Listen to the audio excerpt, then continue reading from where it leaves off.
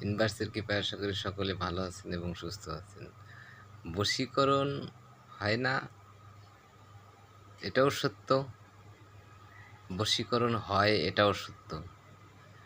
বশীকরণ তো একমাত্র সারা পৃথিবীর ভিতরে আমি বলতে পারি যে ইনভার্স করত, অর্থাৎ গুরুদেব বিমল যিনি আমার গুরু তিনি করত। এবং লীলা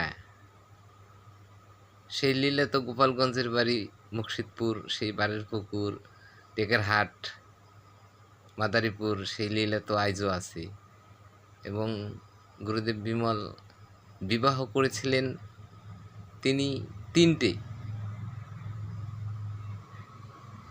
যার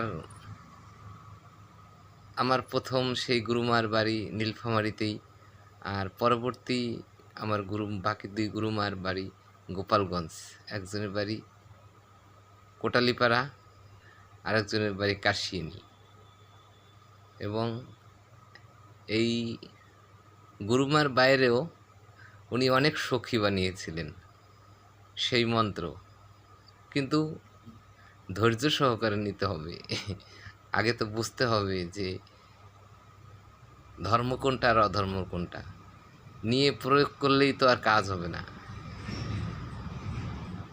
ধর্মের পথে চালিত করলে ইনভার্সের বশীকরণ, অর্থাৎ সেই বাসুদেব কৃষ্ণের বশীকরণ কখনো মিথ্যে হবে না। হরে কৃষ্ণ, দেখা হবে পরের ভিডিওতে।